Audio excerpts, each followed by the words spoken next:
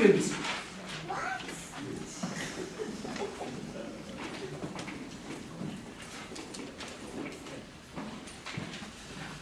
Good morning. Good morning. Everybody doing all right?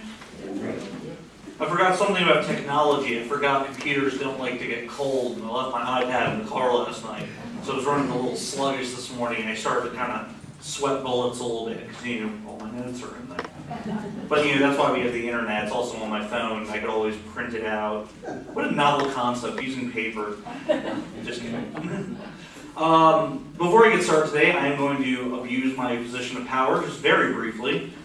Since this is my only sermon for October, just wanted to remind you guys, doing this charity called Extra Life. I talked about it very briefly last week. It's to raise money for local children's hospitals. My team is sponsoring Johns Hopkins Children's Center and Children's Hospital in DC. So there's a flyer in the back, and I can also make you a copy if you want. There's all sorts of cool information on here about the charity. Also a bunch of cool superhero logos, because I made it, why not? And there's just information on how to donate. So my team is attempting to raise $2,000. We are 20% there after the first week. So very excited about that, and just wanted to kind of mention that to you guys one more time, since I won't be speaking at all until after the charity is over. So thank you for that. I had a friend who's, I've never had to do that before. I've never had to segue into a sermon before. I usually just get started. And I had a friend who was getting ready for work one morning, and she had posted on Facebook that she had dropped her last waffle on the floor. It was the last waffle she had, and she had just prepared it, and there it was ready to go. And not only did she drop it on the floor, she dropped it face down on the floor, or top side up. Not salvageable, basically, because I'm not going to pretend that I live in a perfect world. Maybe food has been dropped on the floor before, and maybe I've looked at it and gone, 5, 4, 3, got it off the floor, it's still good. But she had unfortunately dropped it to an irreplaceable place, and she had declared on Facebook that this was a bad omen for her day. So, that this waffle, this lowly waffle, has steered the course of history and decreed that today is a bad day. Because in a very basic part of the primitive part of our brains, we do believe in the concept of Murphy's Law. We do believe that if something bad is on the horizon, if something bad can happen, something bad will happen. We believe in this really crazy idea of a malevolent force that is out to get us. And hey, just because I'm paranoid doesn't mean that they're not out to get me, right? That's how paranoia works. And we look at the idea of our day getting derailed, we look at the idea of paranoia, and we see it in our everyday lives. There are people out to get you. You know that. You know it in your heart, that there are people out to get you. They're out there. They're scheming. They're plotting. I talk to them every day. There are people that I talk to on a daily or however often basis, that they stand there and they're completely friendly to your face, and they're your best friend in the world, and they got your best intentions in mind. But as soon as they turn around, they're scheming, they're plotting, they're out to get you. And to a certain degree, that's true. That there are people in our lives that seem to serve a malevolent force. They seem to be there just to mess with you, just to make your day more difficult. But the real question is, why do we allow ourselves to be derailed based off of singular events? Do you ever put on a coat you haven't worn all winter and find $20 in the pocket? Or that you haven't worn since winter and you find $20 in the pocket? And do you ever look at that and go, oh, this must be the best day ever? No, we don't do that. We go, oh, that's cool, and we keep going. But as soon as that first bad event happens, as soon as that first thing comes up, bam, day's derailed.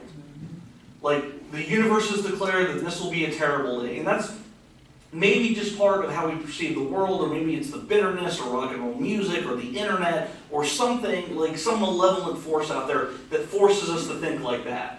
Or it's just the idea that maybe we want to have a bad day.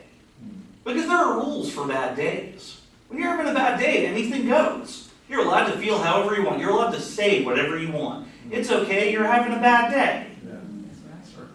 And so we look at that, he knows what I'm talking about. and we look at that idea, and we look at the idea of how do we allow ourselves to become derailed.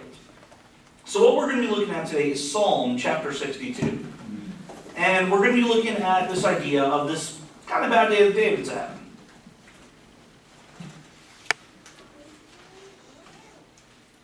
So looking at Psalm 62, starting in verse 1. So now, the one thing, before I get to this, the one thing that when we look at the concept of bad days and things like that, or bad weeks or months or years or any period of time, we look at it and it comes with a certain sense of exhaustion. You get home at the end of those bad days and you're just bone tired and you just want to go to sleep and you want to shut out the world, you don't want to deal with anything, you just want to put all that aside and you just want to shut the world out. And so we look at the idea of like how do we deal with that? Like how do we get rid of that feeling? How do we shake and get back to where we were? Because last time I spoke, I talked about the idea of our faith being shaken during the grieving process. I talked about that. You guys might remember it was the one where everybody cried because it was so beautiful or something like that. But it's one of those things where when you look at that, when I'm talking about the idea of this, I'm not talking about the idea of your faith being shaken. I'm just talking about the idea of being so tired that you just want to shut everything out. It's not that you don't believe in God. It's not that you don't believe in the power of Christ or the salvation that is given through Him. It is just that you're having a bad day and you need to shake that. You need to get rid of that feeling. And so, what we're going to be looking at today is Psalm chapter 62, starting in verse 1. Truly, my soul finds rest in God. My salvation comes from Him. Truly, He is my rock and my salvation. He is my fortress, I will never be shaken. How long will you assault me? Would all of you throw me down? This leaning wall, this tottering fence? Surely they intend to topple me from my lofty place. They take delight in lies. With their mouths they bless, but in their hearts they curse. Yes, my soul finds rest in God. My hope comes from Him. And I'll read the rest here in a couple of minutes. But I want to talk about the idea. And the first thing I wanted to talk about is the idea of kind of shaking the blues, of getting rid of that down and out feeling, that idea that one event can topple your day, is first off, I've got good news, nobody's trying to murder you. We're off to a good start. Nobody's trying to murder us. That's a good thing, right? Right. Okay, good. Nobody's trying to kill us. We're off to a good start. And so, a lot of things that take place in the Bible, we read a lot of events, and you look at things like Christ fasting in the desert for 40 days. And you look at that and you're like, there is no comprehensible way I could physically relate to that. But that's not the point. The point is it's relevant. The point is it's to demonstrate that there's something out there that is so much bigger and badder and worse. And so, as much as we don't like dealing with coworkers or family members on holidays or random people in the street or people coming up to us and asking us for money or whatever our day-to-day social interactions are like, those people are not trying to kill you. Unless they are, and then you should probably call the police or something. But it's one of those things where if you look at that, what David is talking about here is he is talking about people literally trying to murder him. They are trying to topple him from his position of power. They are trying to get rid of him. They are trying to erase him from existence. But still, we can look at this passage and we can appreciate the sentiment. We can look at it and really understand that, okay, I can kind of see how this relates to me as a person. I can kind of see, because he goes through this kind of heavy-handed speech in the beginning, talking about the importance of God and using all these analogies for God. God is my fortress, I will not be shaken. He is my rock, He is my salvation. He is all these things that represent structures that will not move. God is a force in our life that will never move. It will never crumble, it will never falter. You cannot take a catapult to the fortress that is God.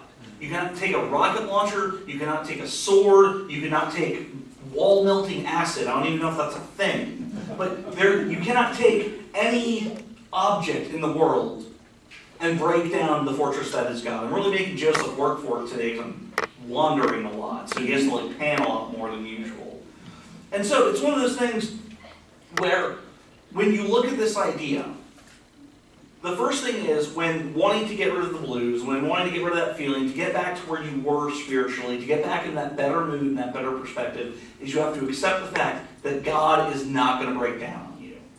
God is an immovable force in your life. And that's the first thing you've got to reach, because Otherwise, you're not going to get to it. Because I've talked about this before, about the idea of what we put our faith in. The idea that we put our faith in people who are flawed, and we put it in money that may not be there the next day. We put it into possessions that may break or burn down or wither or rust. But God is this immovable structure in our life. So that's point number one. That we have to accept the fact that God is there. Second off, we have to look at the idea of what David's talking about here is, with their mouths they bless, but in their hearts they curse. Yes, my soul finds rest in God, my hope comes from Him. The idea that there are falsehoods in our life. There are people who don't have our best intentions.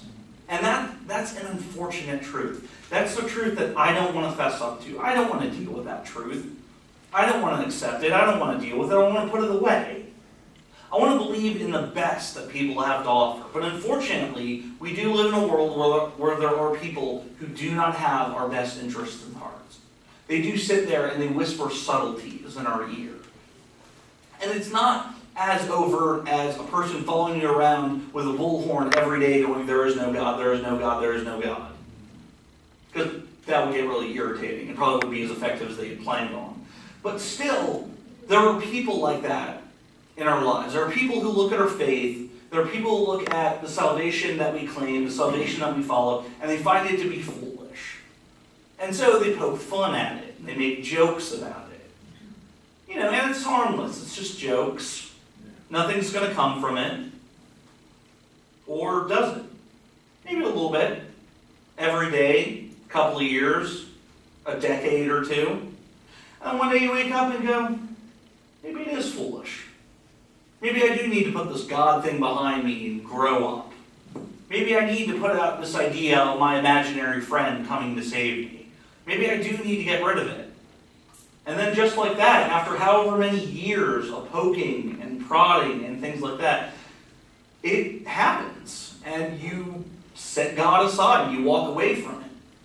Because that's the other thing. God doesn't move, we do.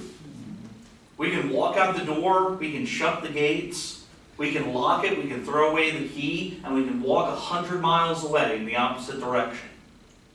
But God, that fortress, that rock, is still there, in the same place. Not only is He there in the same place, but He's waiting for us to come back on top of everything else. I revealed to you guys the horrible, horrible secret recently. It was either the last time I spoke or the time before, but how there was a time in my life where I did that. Where I shut off the lights, I stopped paying the phone bill, I closed the door, and I walked away. And I abandoned it like it was a house. And I walked away. And things got pretty bad pretty quick. And it wasn't this idea of Murphy's Law, it wasn't this idea of this weird malevolent force. It was the idea that I had shut God out. And I had stopped accepting His help. And I had stopped, more importantly, I had stopped accepting His strength. Down here to the last part of the section, truly He is my rock and my salvation. He is my fortress, I will not be shaken. My salvation and my honor depend on God. He is my mighty rock, my refuge. Trust in Him at all times, you people. Pour out your hearts to Him, for God is our refuge. The idea of pouring out our hearts. When you pour out your heart to somebody, this is something we do with people. It's something spouses do with each other. It's something best friends do with each other. It's something brothers do with each other. It's one of those things that I have had such deep and moving conversations with people in my life. I have given them all of the secrets. I have said, here is everything. Here are the problems in my life. I don't know how to deal with it. When I was going through that phase where I had shut everything out, I had called a friend of mine. Because I was going to school at the time. I was going to school to do this. When I was so burnt out and I put it away. And I had said, I don't know if I really want to do this. And so everybody I talked to, basically said the same thing. Well, I'll pray for you. And we'll keep this in mind. Go ahead and read and study the scripture. And I said, no, I need to talk about this. And so I called a friend of mine. Who was hundreds of miles away from the school full of Christians. It's a school full of Christians, and I couldn't find the answers that I needed. And so I had to call a friend of mine back home in the middle of the night and say that I don't know if I can do this anymore. And I said, and I don't know what to do, and I don't want to hear, well, just read the Bible and pray about it. Like, I just want to talk about it. I want to pour my heart out. And so I had a conversation with one of my oldest and dearest friends. And sitting there on the phone that night, he listened to everything. And at the end of it, he said, well, first off, your problem is you're putting too much stock in people. And those people are letting you down. You believe in this amazing force of God that can do anything. And more importantly, you want to go into a career field where you deal with that every day. Because being a Sunday Christian, not that hard. You go into church, you get your little fix, you get your ego boost, you don't open the Bible the rest of the week, you don't talk about God, you don't think about God, but you get that little jolt on Sundays and you're good to go for the rest of the week. But you want to go into a job field where you deal with it every single day. And more importantly, you put your stock in something like God and not those people. Those people who, when you were about to fall, when you were about to walk away, they just looked at you and said, I will pray for you. Good luck. And I don't know if you guys have ever been in that situation before where, you just really need, and so that is what pouring your heart out is. And so when we pour our hearts out to God, it is the same concept that we go to God and we lay everything at His feet.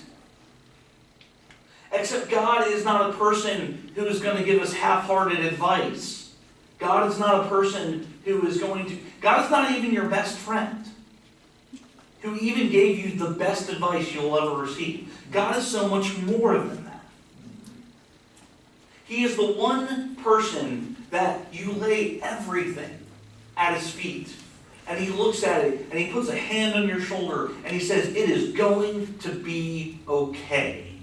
And we are going to get through this. And so that is what pouring your heart out is when you look at it as the idea of how you pour your heart out to God.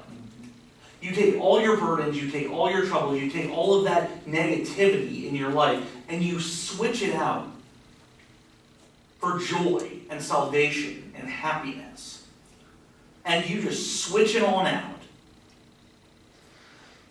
And so looking at this idea of what God is to us as Christians, the idea of how do we shake this idea of like when the world gets us down and they just start kicking and kicking and kicking, and all you want to do is lash back out at the world. Because I've got news for you guys. That's what everybody else wants you to do. On a core level, that's what I want you to do. When the world gets you down, I want you to get even. I want you to go all vigilante Batman on them and just take the vengeance that you need. I want you to lash out at the world, and I want you to get yours. That person at work who's been just hassling you all the time, I want you to get them back. But that's not what God wants. And fortunately, He's the one in charge. The world would be a much more darker, scary place if people like me were in charge. People like me who are nice and considerate and kind until you cross us. And that's when things get real. But boy, we're just losing it up here. I'm glad somebody finds me funny. And so, when we deal with the idea of spiritual exhaustion, when we deal with the idea of how do we shake this, how do we get rid of it, we have to realize that God is the focal point. God is the thing that is not going to move, it's not going to change ever. And what I love here is right at the end of the verse. My salvation and my honor depend upon God. Not only does my salvation matter, but my honor matters. Who I am as a person matters.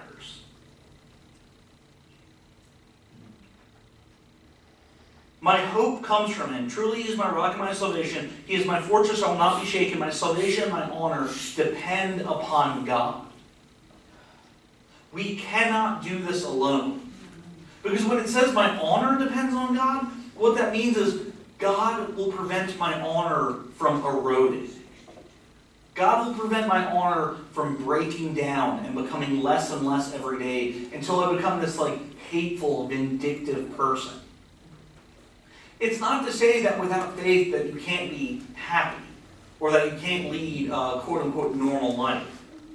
But eventually, day after day and week after week and month and years and all that, eventually it's going to erode. And your honor, that person who you are, that integrity, that person that you want to be. There are people who we are, and there are people that we want to be. And that person that you want to be will go away. Because eventually you'll wake up one day and go, it's just not worth doing it anymore. It's just not worth trying. It's not worth putting in the effort. If the world's going to continually kick me down, fine, I'm going to get back at them. I'm going to be what they want me to be. I'm going to lash out against them. And that's because God is not watching out for your honor. And so not only is our salvation at risk, but also the people that we are in our day-to-day lives. Just for a brief, terrifying second, I want you guys to think about everything that God has done for you, and then remove it. And then just for a second, live that life in your head. Just really think about it. The idea of where you would be without God. If there was no church and ministers and Bible studies and reading the scripture and singing the songs and praying the prayers and taking communion, and you remove all of that from your life, think about where you'd be. I'd be in a place that's 100% different because I went to school to be a minister. And if I didn't do that, where would I be right now? If I just shut it out, if I just let it go. And so outside of that terrifying second, realize that God is this focal point in your life that is not going to move. And yes, it's repetition. I'm saying it over and over and over again because it needs to be said over and over and over again. We need to hear. We need to have that reinforced in our lives as opposed to the negativity. If there was money in it, I'd follow you around all day long with a bullhorn going, God is real, God is real, God is real. Your coworkers might not appreciate it. Honestly, you might not appreciate it after a while, but the point might get through. And so we look at the idea, in closing, of what it really means to depend on God. What it really means to pour our hearts out to God. What it really means to find that salvation, to find that connection. And what we can do as people to maintain it. To live inside that fortress. To have that rock protect us. To never have our salvation or our honor be in check or at risk. Trust in Him at all times, you people. Pour out your hearts to Him, for God is our refuge. God is the place that will keep us safe. God is the person that will keep us safe. God is the event in our lives that is never going to change. So, the next time you drop a waffle on the floor, or you drop that glass, or there's some kind of cosmic omen at play, you can look at and go, wow, I am really clumsy this morning. Oh well. I got good news, people. There's more waffles out there. We don't have to let our lives or our days or our hours be doomed just because of minor events. And so the next time that happens, just take a deep breath, count to 3, and go, man, that's a bummer. And then get on with your day. Bad things happen. A lot. Good things happen. A lot also. Focus on a little perspective and realize that God is good. If you're here today and you want to find that, if you want to be baptized, if you want to put that negativity behind you, and find the strength every day to put those events behind you, I encourage you to do that.